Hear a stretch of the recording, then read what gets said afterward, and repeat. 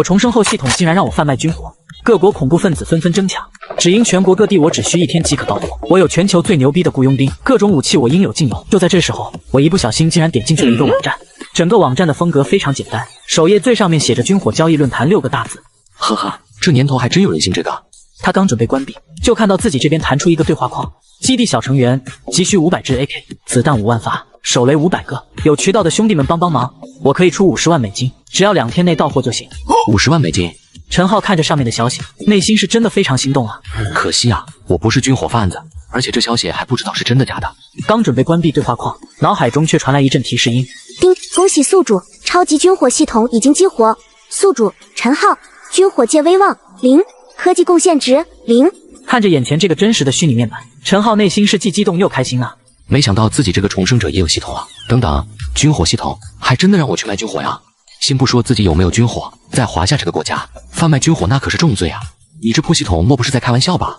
除此激活系统，赠送宿主新人大礼包基础枪械1000支，子弹50万发，手雷5000颗。军火已寄存在系统商店内，各种军火，宿主可以在军火商店内兑换，兑换方式一律为金额支付，同意兑换，系统直接扣除宿主银行卡账户内的余额。听到这个消息，陈浩立刻精神起来。他按照系统提示，果然在里面看到了军火商店，在基础枪械里面，各种自动步枪、手雷等等全都有，让人看得眼花缭乱。粗略看了下系统商店的兑换金额，发现这些军火的定价都是低的可怕。发了，这下是真的发了呀！片刻之后，陈浩开始询问系统一些基础功能。那这些武器怎么运送到手里呢？宿主可以选择雇佣兵押送和系统快递运输2种方式。雇佣兵押送，宿主可以选择在商店内高价购买雇佣兵为您效力，所有雇佣兵皆是全球最顶尖的存在。系统快递运输，根据重量收费，每吨1000美元，保证使命必达，物美价廉，无论何时何地，1天之内即可送达。看到这2种运输方式，陈浩此时此刻只能说牛逼2个字。这时陈浩突然想起刚才那个网站，便顺手在网站上发布了信息：华夏之外1000多公里处的米国，有一座很偏僻的小城市里，几个蒙着头巾的大胡子人员正在开会研究制造一场恐怖行动。可现在枪械和弹药却是最头疼的问题。就在这时候，坐在角落里的一个大胡子站了起来：首领，我发现了一个等级很高的博主，他的所有货物1天内就可以送达，我们是否可以跟他交易？立刻联系这个人，只要能明天把货送过来，我可以出50万美金。听到首领这话，大胡子立刻点点头，立刻开始私聊一个叫浩军火旗舰店的博主：尊敬的浩老板，我们需要500支 AK， 子弹5万发，手雷500个，您要是能在1天内到货，我们可以出比市场价高的数字，总共50万美金。此时远在华夏的陈浩看到此信息也是非常激动。没问题，明天保证到货，但我的交易需要先付款后发货。果然，1000多公里外的米国城市内，那个大胡子首领看到陈浩的消息也是一愣：先付款后发货，这事情在军火界可没见过呀。但是刚才也看了陈浩主页内的那些帖子以及图片，很显然此人不是个骗子。可能陈浩不太清楚，但这些人是非常明白这个论坛意味着什么。同意他。听到首领这话，周围的大胡子成员全都惊讶地看向他。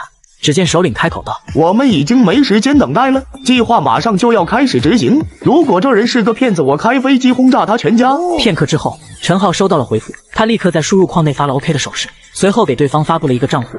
几分钟之后，手机上收到了一条短信：尊敬的客户，你好，您的华夏建设银行账户尾号675已成功入账华夏币3059235万元。看到这个消息的瞬间，陈浩内心是再也控制不住内心的激动了。按照自己现在这个赚钱的方式，上亿还用得着等到40-50岁吗？直接在论坛里跟基地小成员表示：货款已经收到，请把你们所在地的坐标发过来，明天早上直接发货。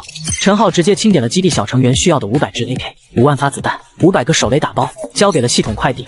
爽，简直爽爆了！转眼第2天，远在1000多公里外的基地小成员们已经集合完毕。这些人开着车，浩浩荡荡地前往了昨天发坐标的地方。开车的一个大胡子司机用他们国家特有的语言：首领，不会出差错吧？我们还是第一次先付款后发货的，万一那家伙坑了我们，选钱跑了怎么办？如果他真的做出那种事，我会联系论坛主，找出他的 IP 地址，就算是天涯海角，我都要追杀过去。很快，首领的车队来到了约定好的坐标地点，可是此时天空中万里无云，根本没什么异常状况。首领，已经距离交货时间不到半个小时了，可是我们附近还是没有发现任何飞行物。听到这里，大胡子首领已经气得胡子都开始颤抖。把电话拿过来，立刻给我联系军火交易论坛的版主。可就在这时，天空中突然出现了呜呜的剧烈声音，什么情况？首领，快看天上有东西下来了！大胡子首领使劲吞着口水，指挥旁边的小弟们上前去查看。当打开箱子，锃光发亮的枪械和弹药的时候，所有人都惊呆了。报告首领，500支 AK，5万发子弹，500个手雷，全都到货。所有货物都是全新未开封未使用，经过检测无一损坏。上帝，我还是第一次见到如此奇特的送货方式，这个浩浩旗舰店太厉害了！我宣布，以后这个就是我们最好的合作伙伴。丁，检测到宿主第一笔交易已经成功，军火威望提高到1星。接下来开启火炮区域。听到这个提示，陈浩急忙看了下系统商店，果然里面多了一个火炮区域。在火炮区域里面有火箭弹和迫击炮、坦克等各种大型。我重生后，系统竟然让我贩卖军火，各国恐怖分子纷纷争抢，政府却对我发出了暗杀令，只因所有暗网成员用我的武器把他国领事团节节败退。转眼第二天。此刻陈浩还坐在那电脑前，这时候手机突然来了条短信，拿出手机一看，尊敬的老板，看了你在主页内的帖子，我们也急需一批军火，不知您可否帮忙？陈浩立刻在输入框内回复道：没问题，请列出你们需要的军火名单。老板，我们需要AK 5000把，手枪500支，子弹各5万发，手雷5000个，最后还要500支火箭弹和上千发炮弹。按照这个规模装备下来，至少可以装备叙利亚那边一个团的兵力了。管他呢，反正是赚钱，订单货物很充足，随时可以发货。但我们的交易需要先付款后发货。没问题，我们尊重老板您的规矩，马上将为您付款，但希望老板您能尽快发货，我们这边需要的急。按耐住内心的激动，陈浩给对方回复了：货款已经收到，将马上安排发货，请把你们准确坐标发过来，加注记的单子，我们可以在5个小时内到货，你们做好接应。与此同时，在叙利亚国界内，一辆辆车停在那荒无人烟的地方，四周已经布满了穿着迷彩服的人。这些人就是买了陈浩军火的那一批。此时，他们已经在约定好的地点等待。刚开始，这些人还很担心，毕竟他们还是第一次用这种先付款后发货的办法。可是，当天空中出现了密密麻麻的箱子那一刻起，所有人都已经沸腾起来了。当他们打开箱子，看到里面整齐的枪械和炮弹之后，所有人彻底欢呼起来。我们的计划终于有望实现了。为首的叙利亚首领很激动地道了一句。给好评，立刻给好评！这个浩浩旗舰店以后绝对是我们最好的合作伙伴。同一时刻，陈浩也收到了系统的反馈。恭喜宿主完成一笔交易，军火威望值提高，获得随机抽奖的机会。随着陈浩懵逼一瞬间，眼前出现了一块虚拟面板，上面很简单的出现几个字：正在抽奖中。好吧，你这系统未免也太敷衍人了，其他功能都很强大，唯一这个抽奖功能是如此的简陋。抽奖结束，恭喜宿主，您获得超级军火系统特供的量子外围电池。整个电池里面将采用量子来填充和释放能量，即使在火焰中也不会燃烧。可如果自己把这种量子外围电池给推出来，那这个效果恐怕是爆炸性的吧？就在陈浩这边开心的做白日梦的时候，系统面板内出现了一行提示：量子外围电池属于高等技术，建议宿主成立公司之后再推出这款新产品，届时可以注册专利，成为公司的新产品。宿主可以花费金额来强制开启人才功能。就在这时，我才知道是上次购买军火的美国人冲进了别国领事，直接就是对着整个院子的地起手，剩下的人拿着手雷不要命的往所有房子里面灌。兄弟们冲啊！为了我们的信仰，打死这帮狗草的白皮鬼！领事馆的负责人给直系领导打着电话：老大，快派人过来的，我们这些恐怖分子都疯了，而且他们的火力很猛，我们已经顶不住了。他们到底是从哪里得到的军火？到现在还没查出来吗？一名技术人员拿着平板缓缓走过来。报告长官，这些人应该是从军火交易论坛里找到的买家，而且他们昨天下单，今天就到货，所以我们的技术人员没有提前得到消息。昨天下单，今天就到的货，而且在米国那边政府军的雷达都没探测出任何送货的直升机吗？唯有我们怀疑他在米国有仓库，但想要查出具体地址还需要时间。听到这话，别国长官也彻底炸了。浩浩旗舰店，这到底是哪个国家的势力？这个旗舰店里的军火未免也太全面了。我们的技术人员侦查过，这个旗舰店非常神秘，根本找不到来源，也查不到 IP 地址，就连军火交易论坛的版主都找不出来原因。同一时刻，在叙利亚此时也随着一声叙利亚自由炮弹如下一般整个城市内遍布在了询问外面发生了什么事情。族头，是自由军在城外开战了，他们不知道从哪里购买的枪械和炮弹，火力非常猛。自由军就是那群平民百姓，他们手里怎么会有枪械，还有这么猛烈的炮弹？听这枪声，至少有1个团的兵力了。到底是谁给他们提供的武器？我们动用所有力量查了半天，还是没有查询到任何有用的信息，只知道这个浩浩旗舰店在军火交易论坛上面挂着。我重生后，系统竟然让我贩卖军火，各国恐怖分子纷纷争抢，只因全国各地我只需1天即可到货。我有全球最牛逼的雇佣兵，各种武器我应有尽有。叙利亚境内，足足有上千人的自由军队伍再次集结在一片荒无人烟的空旷地带。首领，时间马上到了。为首的人听到这话，随后点点头，通知所有人准备取货。几乎是话音刚落的瞬间，天空中出现嗡嗡的轰鸣声。武器，我们的武器终于到了！哈哈哈，太好了！有了这些枪，我们就可以打到那些白皮的狗腿子了。想瓦解我们国家，也不看看他们几斤几两。打死那帮狗日的！以前我们手里是没枪，但现在我们有了这么好的渠道，我们一定可以胜利的。所有人把军火都给我搬上车，我们到了基地再重新发放。这一刻，叙利亚这边的战火越加紧张，而同一时刻，在米国的首都纽约城市内，也在暗中风起云涌。城市街头的角落里，砰砰砰传来一阵急促的枪声。所有人立刻抱头蹲下。没错，开枪的正是一言不合清空弹夹的米国警察。而在巷子里，几个穿着嘻哈服装的黑人青年看着2名警察。你们这些白皮鬼，蹲下我们就有的活嘛！兄弟们快跑！说完这话，几个青年一溜烟从巷子里消失。我弟弟呢？我弟弟去哪里了？你们谁看到我弟弟了吗？菲尔斯，快回去救你弟弟，他被警察打倒了，我们来不及救他。菲尔斯听到这话，瞬间懵逼。半小时后，菲尔斯趴在巷子口，亲眼看着救护车下自己弟弟被白布盖住了头，抬上了救护车。晚上10点，菲尔斯躺在出租屋里，上面是一条最新新闻。最新报道，我市警员在今晚巡逻的街上发现了几名偷盗的黑人青年，在对方反抗过程中将其击杀。啪嗒一声，菲尔斯关上手机，菲尔斯的2行眼泪也掉了下来。我一定会为你报仇，一定会的。很快，菲尔斯在网上查询哪里有卖枪的地方。菲尔斯没有犹豫，立刻点进了这个链接里面。当看到浩浩旗舰店里面，菲尔斯非常兴奋，里面的枪支非常便宜。几个人合计一番，直接凑钱，决定在浩浩舰店买了。老板，我们需要10多支 AK， 子弹上万发，除此之外还有几10颗手雷，我们希望尽快收到货。没问题，1个小时内到货，记得给好评。看到这个消息，所有的青年都瞪大眼睛。开什么玩笑？1个小时，先不说这地方偏僻，1个小时他都开车都来不了的。然而1个小时后，10几名青年看着门口的银白色箱子。我马嘎的，我的眼睛没出问题吧？1个小时，真的是1个小时，太牛了！今天晚上，我们要让那些穿着警服的白皮鬼好好尝尝我们这些年来受的委屈。凌晨2点，纽约街头下已经没有什么行人，但是警察的巡逻车还在继续。就在这时候，巷子里2名穿着便衣的青年缓缓走了出来。你们干什么？然而2个青年根本没有多余的废话，直接开始。然而刚刚开车的警察直接被扫成马蜂窝，里面的警员刚准备开车，轰一声巨响，手雷在车底爆炸，瞬间2名警员、1辆巡逻车直接成为了一片火海。而同一时间，在纽约另一边的街头也发生了激烈的枪战。总部，我们遭遇了伏击，对方有纵火，请求支援。然而话音刚落 ，AK 上面雨点一般的子弹直接扫过此人的胸膛。在他临死前，亲眼看到他们肩膀上扛着 AK， 步伐极其嚣张地消失在了黑夜中。另一边的街头上同样也是一声巨响，1辆巡逻车直接爆炸。在这天晚上，整个纽约的市民都表示自己听到了家门口的剧烈枪响。纽约白房子的会议室里，总统啪的一声站了起来。这些人到底是从哪里买到的枪支？难道又是那个浩浩旗舰店吗？一名信息部的管理低着头道：“报告总统，从现场击毙的匪徒来看，确实是从浩浩旗舰店买来的。这些人共有15名成员，他们这次的行动是充满报复性的，所以外面市民们的抗议之声也很强烈。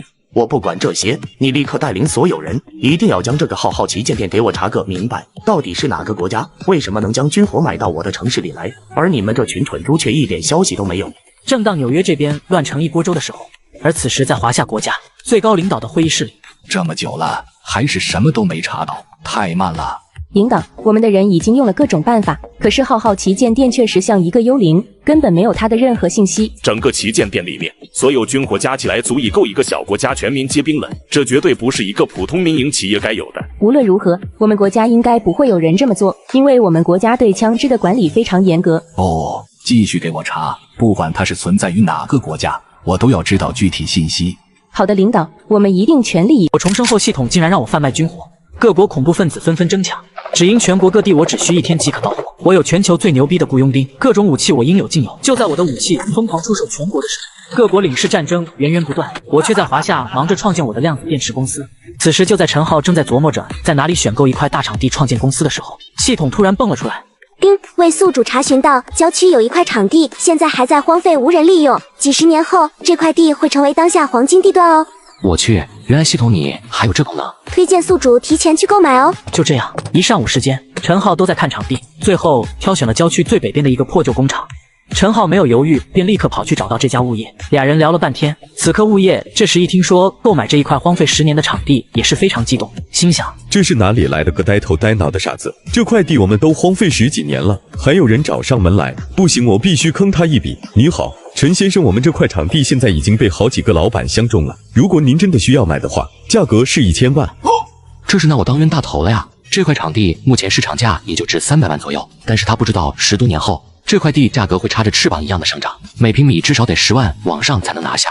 陈浩想了想，现在自己比较着急，而且这块就算什么也不干，也是稳赚不赔的呀。没问题，那我们什么时候签合同？您稍等我一下，我这就去拿合同。这不就在物业去拿合同的时候，有一个 IP 立刻吸引了陈浩的注意，正是毛熊国那边的一个客户发来的。您好，老板，我这边需要一个比较大的订单，不知道你能不能吃下？发过来看看，如果我这边吃不下，相信应该没有什么商家能吃下来的。陈浩这边的回复过去，很快一个列好的订单就发了过来。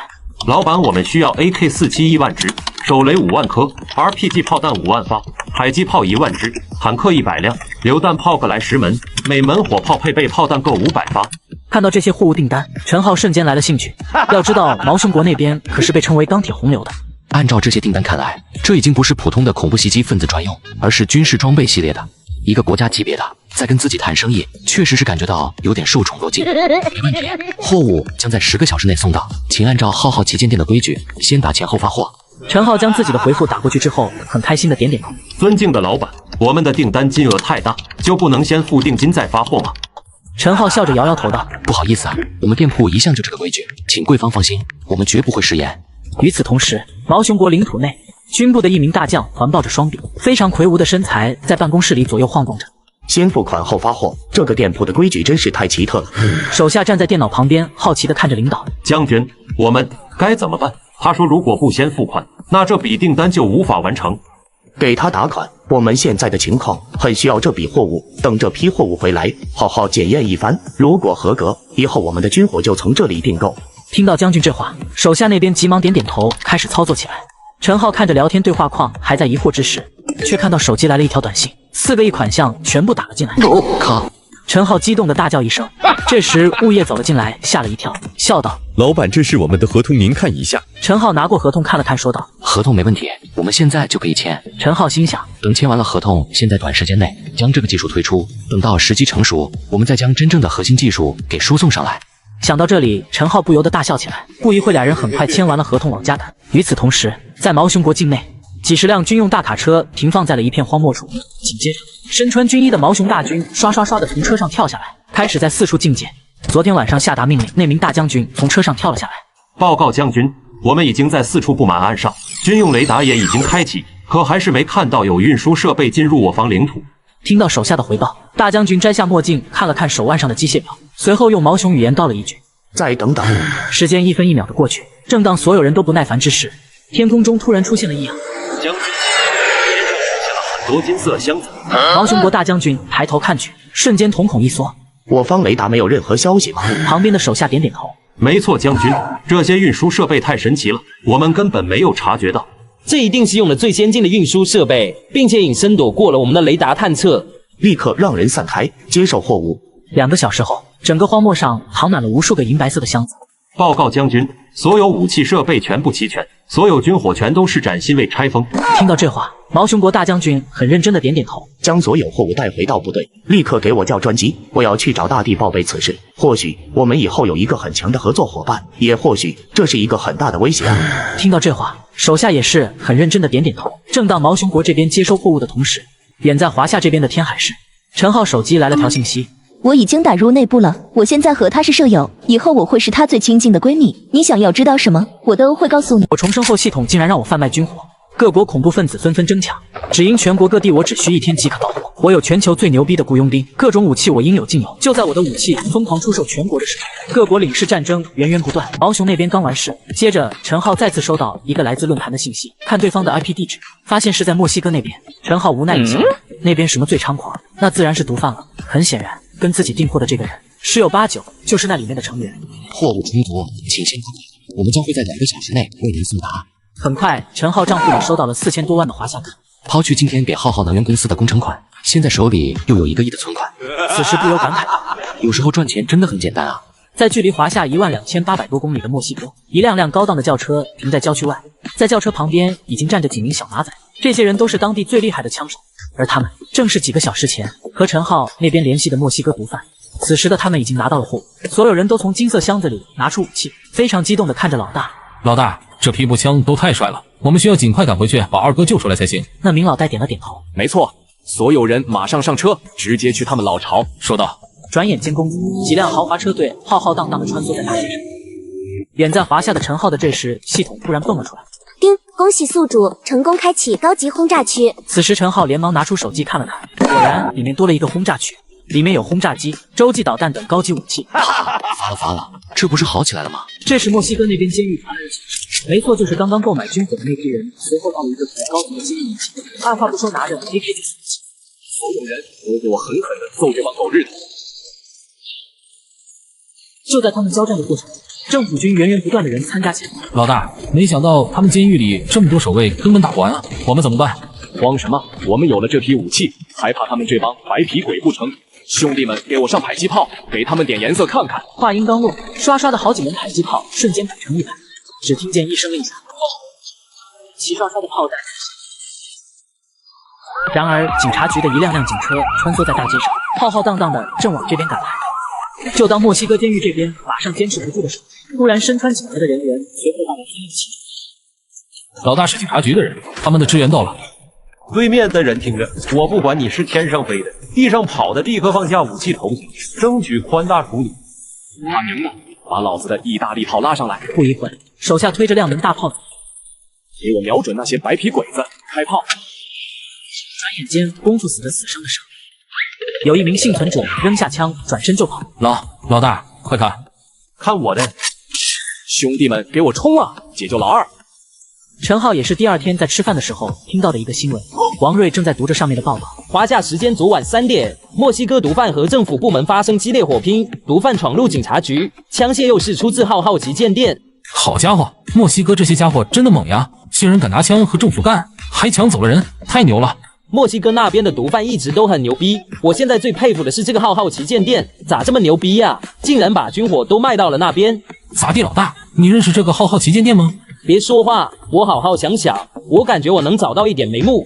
哈哈，老大，你就别多想了，现在美国 FBI 都不一定能找到线索，就凭你能有什么办法？与此同时，系统，怎么了，主人？打开人才区，我要雇佣。好的，主人。这时候，一个面板展现在陈浩面前，里面全是全球顶级的人物。杰克·莫森，身份前英国皇家海军陆战队员，现为一家顶尖国际安保公司的首席战术官，雇佣金额年薪5000万美元。丽娜·沃尔夫，身份德国前特种部队成员，现为一家私人军事公司的高级顾问，雇佣金额年薪4000万美元。马克斯·维京，身份瑞典前空军飞行员，现为一家国际雇佣兵公司的首席飞行官，雇佣金额年薪5000万美元。赵天，身份华夏前特种部队狙击手，现为一家国际安保公司的首席教官，雇佣金额年薪4000万美元。拉娜·萨维奇，身份毛熊国前克格勃特工，现为一家私人军事公司的战略策划师。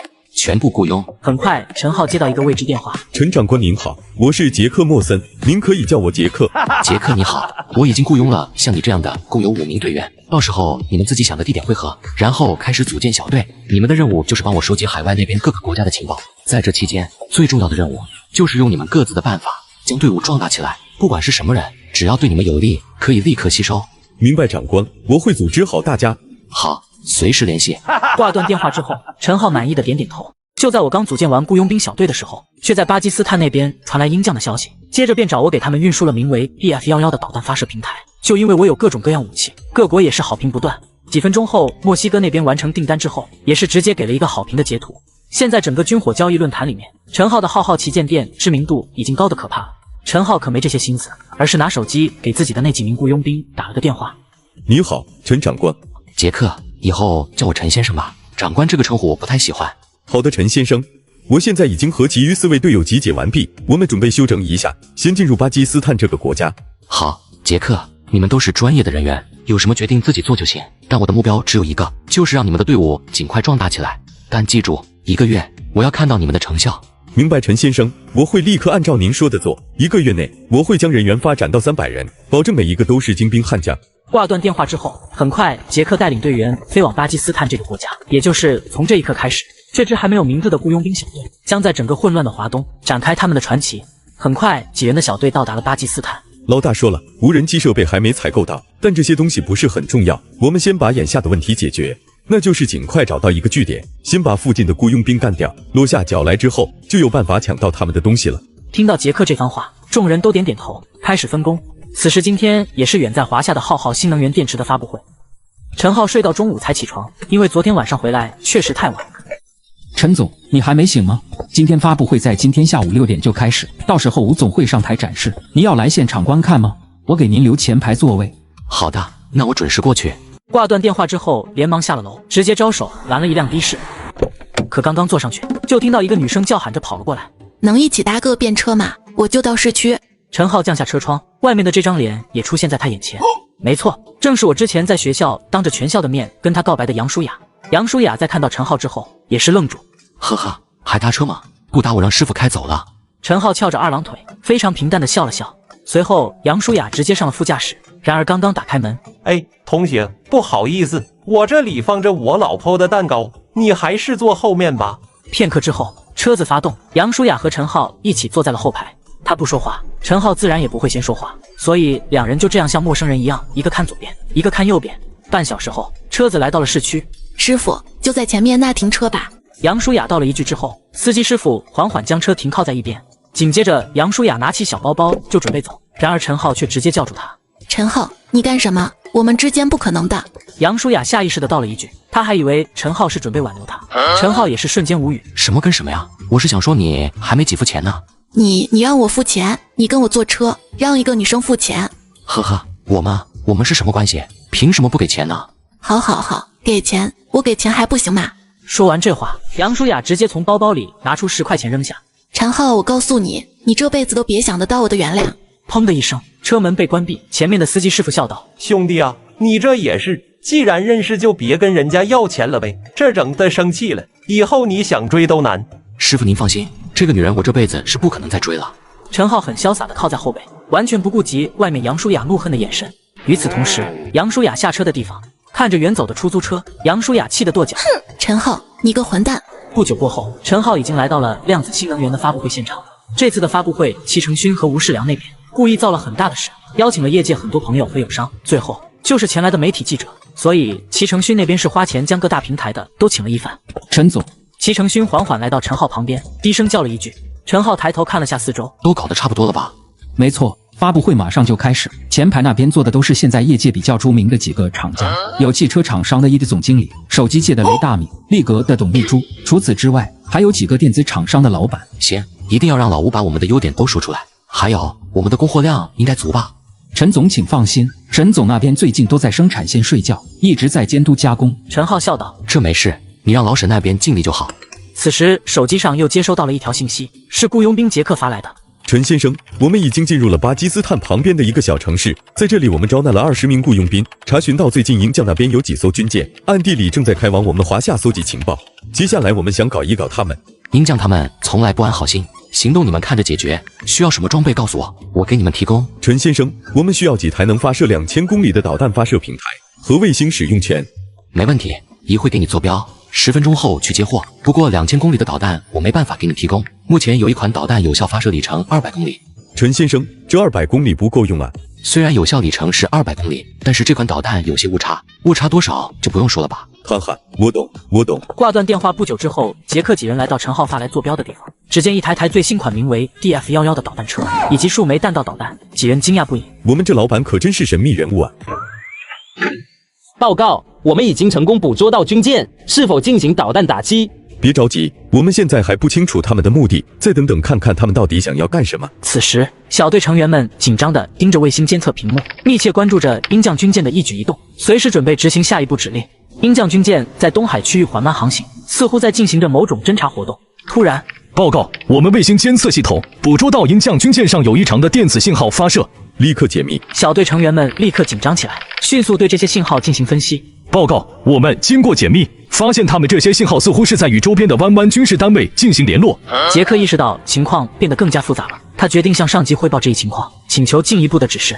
这时候，远在华夏的陈浩接到了杰克的电话。怎么了，杰克？陈先生，我们发现鹰将的军舰确定在我们东海收集情报，并且和湾湾有密切的军事联系，是否可以对其进行打击？可以进行打击，但是要做得干净。杰克挂断电话后，对小队下达了命令，请迅速做好发射前准备。小队成员快速地敲击着键盘，准备锁定鹰将的军舰，恐怕他们有机会跑了。锁定成功，坐标9873，方位2592，随时可以发射。杰克没有犹豫，便下达了命令，发射。随着杰克的命令下达，一枚名为 DF-11的导弹刷刷地快速升空，快速地向鹰将的军舰逼近。与此同时，军舰上的一名队员说道：“报告长官，雷达显示有数枚导弹向我们逼近。”纳尼？导弹在哪里发射的？距离我们还有多远？雷达显示导弹在巴基斯坦本土发射，距离我们还有1000公里。就在听到导弹是在巴基斯坦发射的，舰长认真思考着，便说道：“不用怕，他们距离我们2000多公里，以他们的技术对我们还造不成威胁。”报告，导弹距离我们还有500公里、300公里、200公里。听到这里，舰长也露出来害怕的表情，说道：“开启1级战备，马上对其进行捕捉，准备拦截。”收到。此时，军舰上警报声大作，各岗位人员紧张而有序地进行着战前准备，武器系统全部启动，雷达持续追踪着导弹的轨迹。报告，导弹距离我们还有100公里，拦截系统准备就绪。船员们的心跳急剧加速，他们深知这是一场关乎生死的较量。舰长果断下令，发射拦截弹。瞬间，军舰上的拦截导弹呼啸而出，朝着来袭的导弹飞去。天空中，拦截导弹与 DF-11导弹展开了一场激烈的角逐。就在这时候，名为 DF-11的导弹突然变轨，鹰将的所有导弹扑空，所有人傻眼了。所有军舰被击沉。很快，鹰将总部接到了通知，一群人围在会议室盯着屏幕研究。这时，一名将军突然发话：“看着导弹的飞行轨迹以及这流畅的变轨，怎么看怎么像华夏的钱学森弹道。”没错，但是为什么导弹是在巴基斯坦那边发射的呢？立刻给我约见华夏那边领导，我要和他们谈谈。远在华夏最高会议室中，一名非常漂亮的秘书走了进来。营长，鹰将那边发来消息，说要约您面谈。怎么？鹰将那边找我们指定没好事？不见。营长，听说鹰将的军舰在我们东海被导弹袭击了，看导弹飞行轨迹，很像我们钱老的弹道。那你和他约个时间吧，我们去会会他们。好的，领导。上级讲到鹰将军舰在华夏东海被导弹锁定，发射数枚拦截弹准备拦截，没想到导弹突然变轨。鹰将总部得知此事后，却心平气和地约谈兔子。很快来到了两国约见的时间，访华会议室中，鹰将也是直接提出了抗议。兔子，我国军舰在你们海域被导弹炸毁了，这事你们必须给个说法。鹰将，你还要点比脸吗？你还知道是我们海域啊，未经过我国同意非法驶入。那你们也不能直接发射导弹给我们击沉。别说我们没有发射，就算我们发射了，你们还能咋的？还狡辩，明明就是你们钱学森弹道，那流畅的变轨能把人吓死。鹰将，你不要在这里血口喷人，我们的军事行动向来遵循国际法和国际准则。钱学森弹道是我国的国防科研成果，但绝不是你恶意栽赃的工具。未经许可擅自闯入我国海域，这本身就是对我国主权的严重侵犯。中方代表义正言辞，目光坚定地直视着鹰将代表，整个会议室的气氛剑拔弩张。哼，你们说不是就不是，那你倒是拿出证据证明不是你们干的。中方代表冷笑一声：“你们非法闯入在先，我们没有义务去证明一个莫须有的罪名。倒是你们应该好好反省自己的侵略行径，而不是在这里无理取闹。”兔子，离门在后面，慢走不送。离，你气死我了，我们走。这时候，远在巴基斯坦的捷克雇佣兵人数现在已经扩展到了300人，同时也建立起了属于自己的军事力量。就在他们正在商量着怎么进行下一步行动的时候，陈浩打来了电话：“你好，陈先生。杰克，最近我们公司研发了一架的第6代空天战机，给你们发过去了。我需要你们试飞的详细数据。”好的，陈先生，我们马上安排试飞。很快，捷克几人来到了坐标地点，看着崭新的第6代空天战机如同一头沉睡的巨兽。这次捷克主备自己亲自试飞，登上战机，驾驶舱缓缓关闭，战机引擎启动，起初发出低沉的轰鸣，随后声音逐渐高亢激昂，强大的推力使得战机微微颤抖。刹那间，战机如离弦之箭急上升，直插云霄。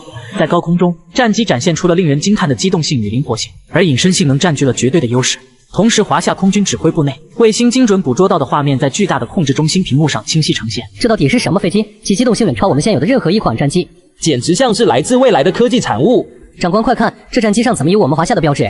这一句话如同巨石投入平静的湖面，瞬间激起千层浪。仔细辨认后，也一脸懵逼的愣住了。立刻向上级汇报，发现疑似最新型战机，种种迹象表明，极有可能来自那个神秘的浩浩旗舰店。说道，消息迅速通过层层渠道传递，很快，高层领导们也得知了这一惊人消息。又是这个浩浩旗舰店，这到底是何方神圣？通知下去，动用所有能动用的关系，全方位的给我查，必须给我查个水落石出。好的，首长。数天下去，报告，我们查询到这个浩浩旗舰店确实是我们华夏人，具体信息已发送您的电脑。通知下去，立刻给我找到这个人，这种人才我们必须拿下。好的。就在华夏高层发现最新型6代空天战机的时候，立刻派人真诚地邀请了陈浩约谈，并且达成了改装歼十战机的最新合作。只见几十名特警在公司门口快速排成方队，为首的一名特警快步走到大门前，看向瑟瑟发抖的门口的保安，表情严肃。公司保安看着对方向自己走了过来，也是直接愣住了。还没等他反应过来，就见面前的特警已经掏出证件举到自己面前。特警办案，请您配合。数十名特警端枪，瞬间摆出战斗姿态，有序且迅速地朝着公司内冲去。我的天啊！公司里竟然混进了罪犯，看这架势，罪名估计还不小呢。数十名特警齐齐行动，快速将角落的少年包围起来。陈浩是吧？我们是经海法署的，现在请你跟我们走一趟。执法署。四面墙壁的审讯室内无比昏暗，陈浩被安排在小板凳上，在他对面的是2名负责审讯的警察。陈浩是吧？提醒你一下，既然我们把你带过来，就说明我们已经查清楚了你所做的事情。接下来你的每一句话都会被记录在案，听明白了吗？明白。陈浩平静开口。明白就好。这个几个月你都做了些什么？在忙着创建我的新能源公司。听到这个回答，中年警察脸色一黑，握笔的手下意识攥紧。特么的，你那叫公司？更何况你做的那些东西是个普通公司能造出来的。好好配合，说实话。我说的就是事实，为客户提供产品改装、售后以及部分增值服务，这难道犯罪了？可听到这个回答，又让中年警察嘴角一抽。他拿起桌面上的档案，一字一句道：煤气罐改装迫击炮原理及车床实操，钢管切割火箭筒精度改良方法，拖拉机改装通用式履带坦克方案，是怎么回事？中年警察放下手中的档案，死死盯着陈浩。你知不知道，你的行为已经触犯了法律？面对自己的质询，对面的陈浩依旧没有一丁点表情变化。只见对方淡然开口：我休息的时候抽空把律师资格证考了一下，主攻方向有国际法、战争法、间谍法、走私法、贩卖军火法。冒昧问一下，我具体触犯的是哪一条？面对陈浩的疑问，2名警察陷入思考。我们是不是抓错人了？也就在这时，紧跟着走进一个身穿军装的中年男人。问的怎么样了？2名警察摇了摇头。哦。听到这里，这名军人愣了一下，饶有兴趣地看向小板凳上的陈浩。军人走到陈浩面前，认真开口：问你一个问题，听说你的公司有改装业务，退役歼十能改吗？此话一出，一旁的中年警察都傻了。什么玩意儿？改装歼十？特么的，究竟是我疯了，还是这个世界疯了？而听到军人的问题，陈浩也明显愣了一下，沉吟片刻，点了点头。可以，第6代天空象，但是很贵，确定要改吗？你小子还真能改歼十啊！那我就先把他带走了。啊，行，没问题。出了执法署，很快2人便来到一座很有年代气息的工厂。陈浩就看到数支身穿作战服、荷枪实弹的士兵小队，这些人呈蛛网状在工厂内巡逻。几人来到一个巨大的仓库，刚一走进来，便看到里面盛放着一个庞然大物。陈浩很快就认出这是一架退役的歼十战斗机。小陈同志，如果让你来改装这架退役的战斗机，能做到吗？可以改装。紧跟着他又有些不解地问道：你们派几十名特警抓我，就是为了这个事？听到他的话，也有些尴尬，有些不好意思地解释道：事情是这样的，我们拜托警方让他们把人请回来，只是没想到警方那边有些误会，还以为我们是发现了犯罪分子，所以陈浩陷入沉默。歼十改装第6代天空象战机大概需要15到20天的样子，经费1000万。没问题，我这边给你1个月时间，1000万的改装费用，只有一个要求，尽量改装的跟真的一样。陈浩有点懵，什么叫改装的和真的一样？不过没等他问，陈一鸣便掏出一张名片递到手里。有什么需要，打这个电话就行。好。陈浩点头，小心收好，便离开了工厂，向外缓慢地走去。就在这时候，远在巴基斯坦的捷克又传来了鹰将的消息，只因上次被捷克他们炸毁了2艘军舰，这次鹰将也直接带着海豹特战队浩浩荡荡的来到了巴基斯坦，准备进行武力压制捷克他们。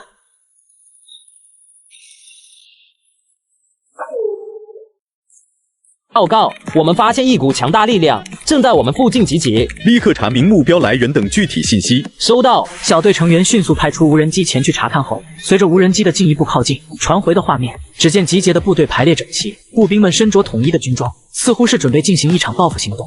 报告，经无人机排查，发现对方是来自鹰将那边，目标好像是冲着我们来的。此时，杰克一愣，想了想便说道：“密切关注对方的一举一动，同时下达战备命令，随时准备迎战。”收到。就在这时，鹰将指挥部内，指挥官眉头紧皱：“长官，这次我们一定要让他们付出惨痛的代价。对，要让他们知道，我们也不是好惹的。”立刻分析对方的防御部署和火力配置，找出其薄弱环节。随着命令下达，参谋们迅速行动起来，熟练地操作着各种仪器设备。报告，从目前掌握的情报来看，对方似乎已经发现了我们，并启动了部分高级别防御系统。指挥官听后，眼神中透露出一丝担忧，但很快又恢复了坚定。通知各作战部队加快作战准备，同时让军舰做好随时空袭的准备。这时候，杰克收到了陈浩的电话。你好，陈先生。杰克，我给你们发过去了几台最新型武器，你们去接收一下。好的。不久后，几人来到了坐标地点，看到这些武器也是惊讶不已。卧槽，这难道是最新型 HQ-213防空武器吗？这批武器来的真是太及时了。杰克没有犹豫说道：“立刻把这些武器部署到相应的位置，做好防空准备。”此时，鹰将的前锋部队已经来到了作战目标的地点，而杰克这边也已经设好了打击鹰将的准备。杰克紧盯着雷达屏幕，眼神中透露出一丝决然。他深知这场战斗的重要性和残酷性。各单位注意，保持警惕，等待敌人进入最佳攻击范围。鹰将的前锋部队似乎也察觉到了气氛的异样，他们派出了侦察无人机，试图探测杰克一方的防御部署。杰克看着出现的敌方无人机信号，冷笑一声，开启干扰装置，让他们变成瞎子。收到。瞬间，强大的电磁干扰波释放出去，敌方的无人机失去了信号，像无头苍蝇般纷纷坠落。就是现在，开火！一声令下，早已准备好的各种武器同时发出怒吼，炮弹如雨点般向鹰将的前锋部队倾泻而去。一时间，火光冲天，硝烟弥漫，战场上响起了震耳欲聋的爆炸声。但他们毕竟训练有素，很快便组织起了反击。装甲车辆迅速调整位置，寻找掩体，同时用主炮向杰克一方的阵地开火。杰克这边炮兵部队也不甘示弱，根据前方传回的坐标数据进行炮火压制，一枚枚导弹嗖不断发射出去。在指挥部坐着的上校得知这一幕，直接站了起来，命令军舰向他们的指挥部发射导弹。就在这时，停靠在巴基斯坦海边的军舰瞬间发射了数枚导弹向杰克指挥部飞去。报告，有数枚导弹向我们逼来，准备拦截。刚刚部署好的 HQ-23防空武器迅速启动，雷达高速旋转，锁定了来袭的导弹。随着一声尖响，一枚枚防空在空中划过一道道白色的轨迹，与敌方导弹展开了激烈的抗衡。不一会，全部导弹被一一拦截。报告，所有导弹已被拦截。雷达显示，导弹是在巴基斯坦海岸的军舰上发射的。我们是否对其进行打击？立刻对其锁定，准备还击。上集讲到，鹰将组织队伍准备偷袭我称霸的时候，对我的喀秋莎砰一顿乱打，就连刚刚停靠在巴基斯坦海岸的军舰也被我实施锁定。报告长官，我们发射的导弹被他们全部拦截了，并且对方已经锁定了我们的军舰。为首的将军听完也是愤怒不已，片刻后说道：“让军舰快速撤离。”长官，我们就这么的走了，会不会太怂了？不撤离难道要全军覆没吗？立刻通知全部高层到这里开会。此时，杰克指挥部内传来的消息：报告，发现鹰将军舰正在快速逃离，是否发射导弹？他们不值得我们浪费一颗导弹，通知下去，立刻休整部队，他们不会这么善罢甘休的。收到。半小时后，远在华夏的陈浩看着后台的聊天界面，连续5个 IP 是鹰将的账号，而且是同一时间跟自己说的。这是巧合吗？我可不相信这些巧合。这么长时间以来，鹰将国那边一直在打压自己，这次的军火交易肯定是鹰将那边来进行报复的。可惜啊，他们永远不知道自己能看到他们的 IP 地址。呵呵，官方嘛，我还真不怕。想到这里，陈浩冷冷一笑，随后直接给这5个账号全都群发了消息：可以交易，请先将款项打到账户，我方将按照坐标发货。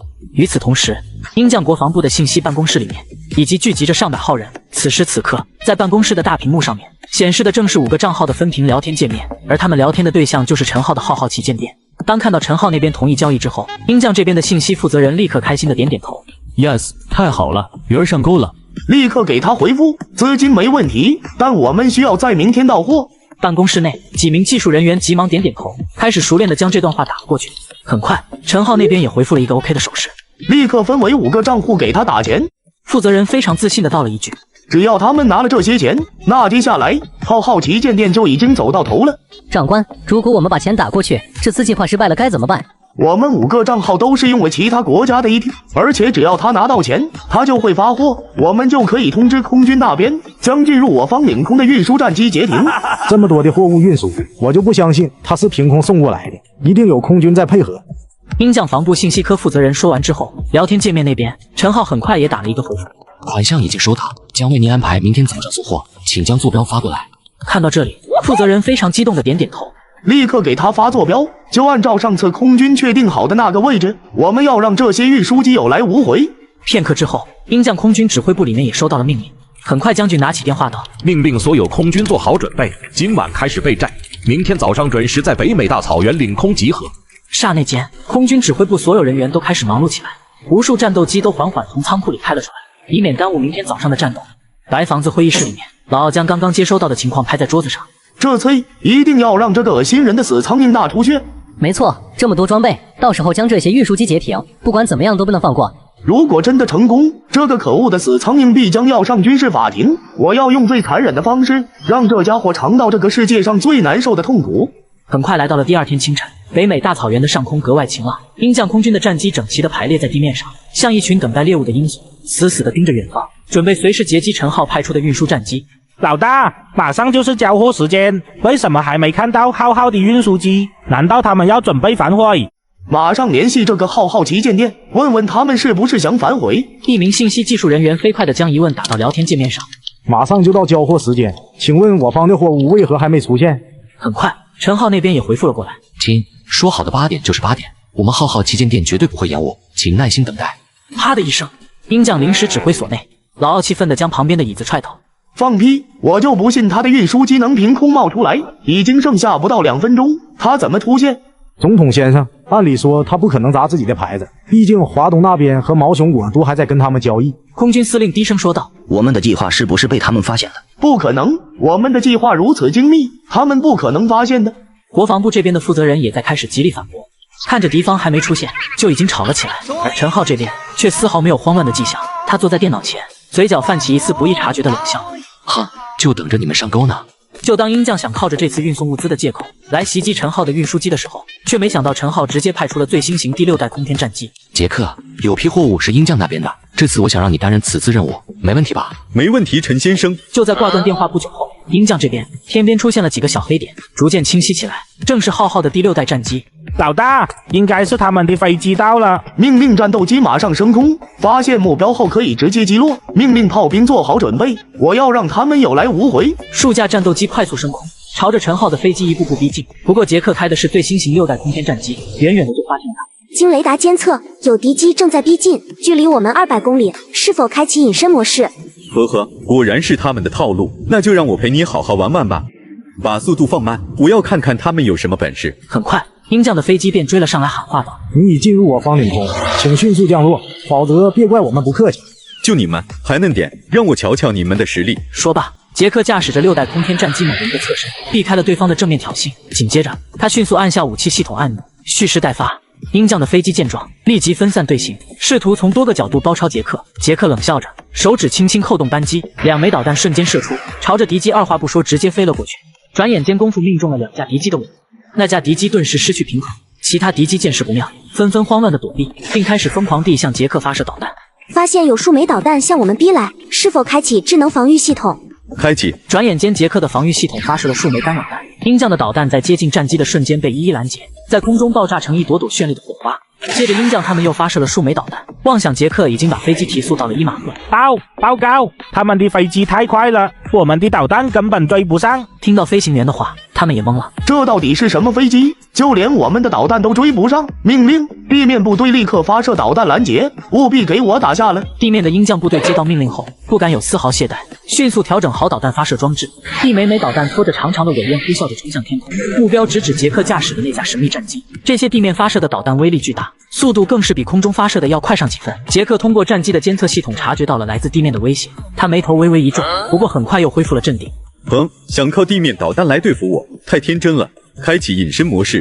只见战机周身散发出一层无形的能量波动，让其失去目标。不料一枚枚导弹都朝着自己的战斗机飞去，不出意外的情况下出现了意外，最终自己的战斗机全部被导弹击中，纷纷爆炸，响声震天。地面指挥室里的鹰将军官们瞪大了眼睛，满脸的难以置信。这怎么可能？继续给我攻击！所有火力全部对准那架战机，绝不能让它嚣张下去。于是，剩下的鹰将部队不管不顾地再次发动了更为猛烈的攻击，各种炮弹、导弹交织着飞向杰克所在的空域。不料这时候，杰克开着战斗机慢了下来，并且关闭了隐身模式。眼看导弹就到达了飞机身边，就在这时候，杰克一个俯冲，朝着鹰将的炮兵基地飞去，导弹也跟随其后。就在马上接触到地面的时候，又来了一个向上的俯冲，所有导弹全部炸在了自己的炮兵基地。我可没有功夫和你们在这里玩，拜拜了您了。临走之前，还不忘把鹰将购买的物资空降了下来。鹰将指挥部的上校气得不行，马上给我召开记者发表会，我要谴责华夏。很快，一场紧急的记者发布会被召集起来。上校站在台上，面对众多媒体的镜头，强忍着心中的怒火，开始了他的表演。今日，我军在执行正常任务时，遭到了来自不明势力的恶意攻击，而种种迹象表明，这背后有着华夏不可推卸的责任。他们的飞行员采取了极端危险且不道德的手段，致使我们遭受了严重的损失，这严重违反了国际准则和人道主义精神。然而，就在上校滔滔不绝地进行谴责时，台下的一位资深记者缓缓举起了手，得到允许后，不紧不慢地问道：“上校先生，据我所知，此次冲突并非是贵军未经允许擅自闯入，而且是我军率先发动攻击，这又作何解释呢？”上校闻言，脸上一阵白一阵红，他张了张嘴，想要反驳，却一时语塞。而在世界的另一边，杰克已经安全返回了基地，他走出战斗机，脸上露出了一丝得意的笑容。鹰将那些家伙就会玩这些把戏，让他们去闹吧，我们问心无愧。杰克立刻给陈浩打去了电话。陈先生，这次果然是鹰将的圈套，这次多亏了这架第6代战机。杰克，这次你能成功应对，既展现了你的高超技艺，也让我们对这架6代战机的性能有了更充分的认识和信心。就在这时候，鹰将这边新闻刚刚发布，很多观众就直接沸腾起来。没过半小时，这则新闻就直接传播到了全球各个国家。看到新闻的那一刻，所有国家也都震惊不已。巴基斯坦小组织成员里面，大胡子首领开心道：“原来一直和我们合作的就是华夏，不得不说，华夏也确实很给力。大家都记住，以后遇到华夏人都尊重点。”叙利亚的自由军那边，此时也满意的点点头。华夏真是有大国之姿，他们跟我们合作这么久都没有暴露，应该就是担心被鹰将发现。以后有华夏这么一个盟友，我们的行动应该会更加容易。紧接着，其他国家也都开始感叹，大家都没想到浩浩军火就是华夏。就这样，不知不觉中，大家全都将华夏当成了最好的盟友。就在这时候，鹰将办公室内聚集着很多军官，商讨着下一步的计划。就在这时候，最高指挥官说道：“马上对全球发布信息，就说我们要试射洲际导弹。”长官，我们现在这时候试射导弹有什么意思呢？我们刚刚被华夏上了一课，必须拉出大杀器，要不然他们以为我们好欺负呢。通知下去，我们试射降落地点就定在华夏的南海区域，要让他们看看我们只要想打没有打不到的地方。收到，长官。我们要不要通知华夏？废话，我们这次试射就是让他们看的，你不通知华夏难通知你吗？就在鹰将发布完最新试射公告的时候，华夏高层看到此信息也是愤怒不已。这明明就是想武力吓唬我们。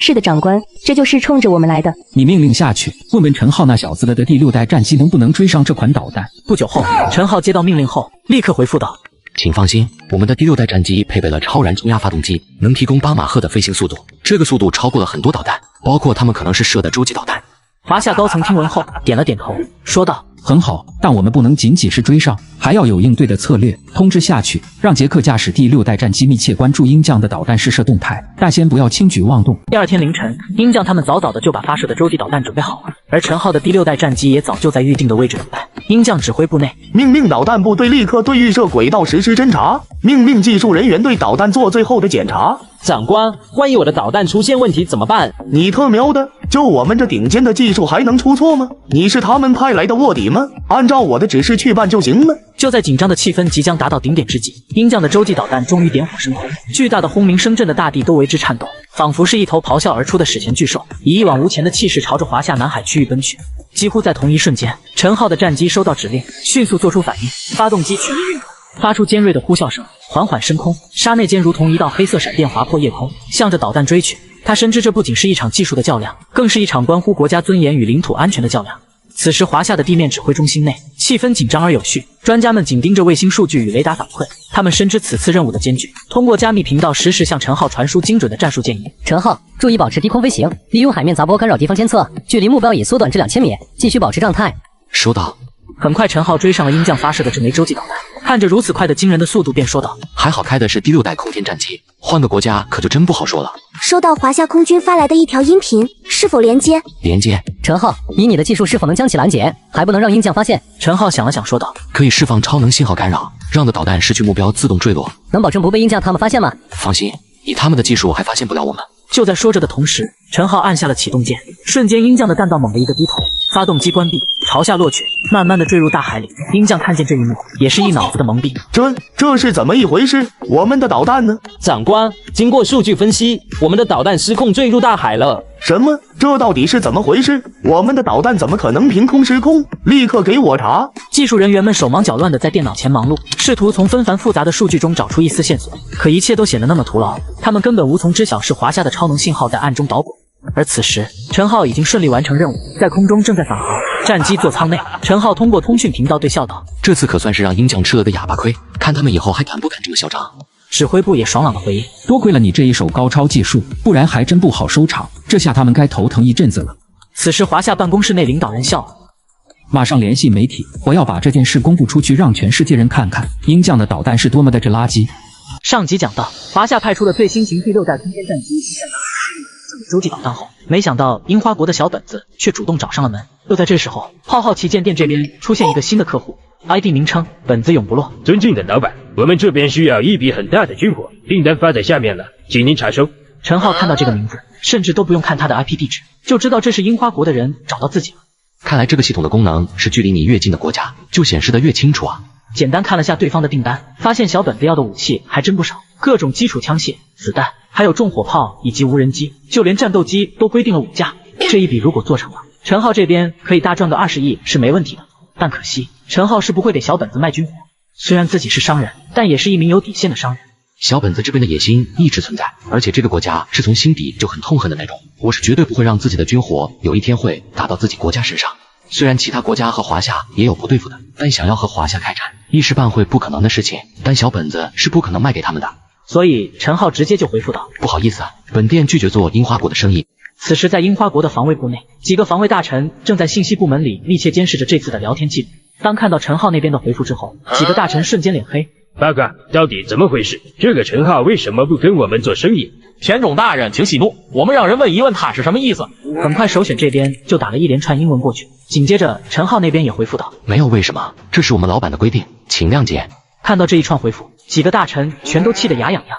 给你钱你都不赚，这是什么意思啊？然而等他们再次发过去消息，却显示已经被拒收，所以这是被拉黑了。瞬间田中大臣直接气得让人给米国打电话，他们一直以为陈浩是他们鹰将国的。肯定是那些米国佬不让我们拿到这些军火。这些年来，米国佬虽然一直帮我们，可是在他们眼里却一直没有相信我们。众位大臣此时站在旁边都知道。田中大臣说的没毛病。很快，米国国防部那边的电话被接通。是藤姆少校吗？我是小本子田中大臣。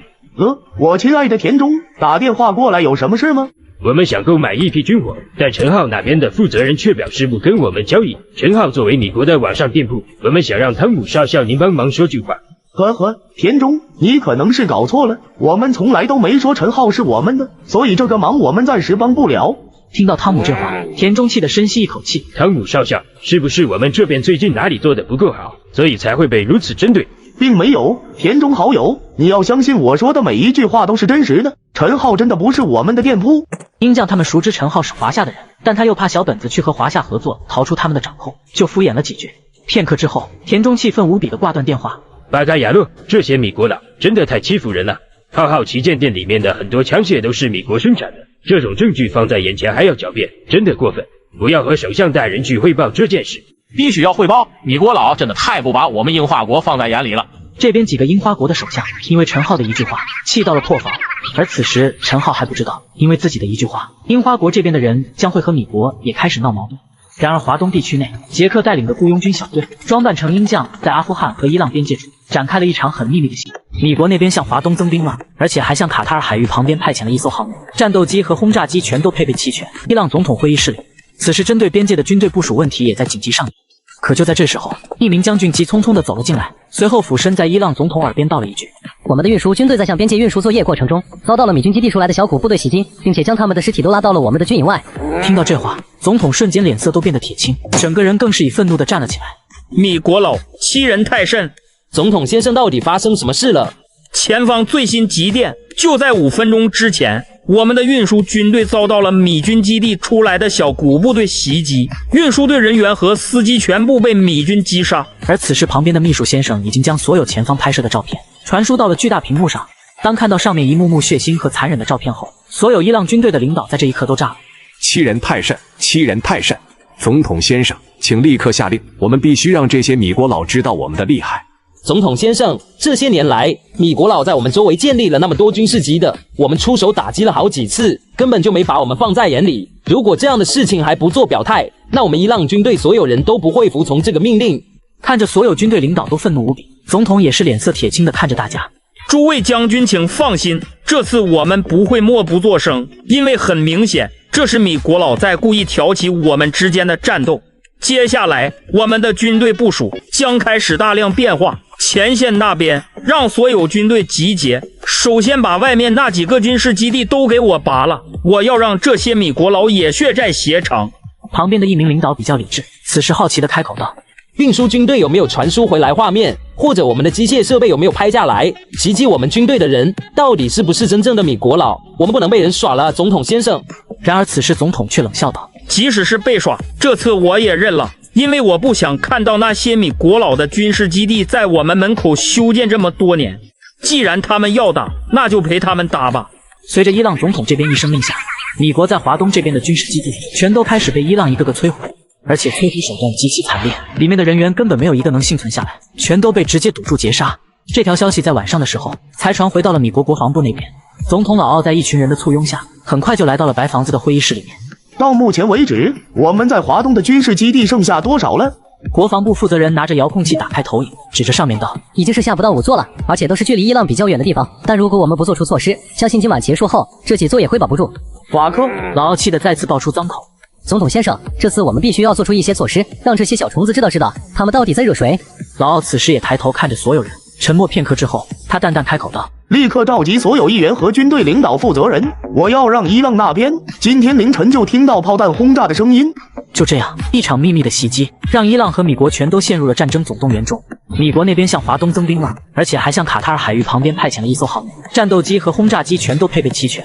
然而华夏这边领导会议室中，长官，现在全球各个国家都在打仗，我们要不要准备点措施？马上向全球发布邀请函，就说我们马上准备阅兵仪式，邀请各国参加开幕。收到。要让他们看看我们的军工强大，我们华夏不是怕他们，我们只是爱好和平。好的，长官。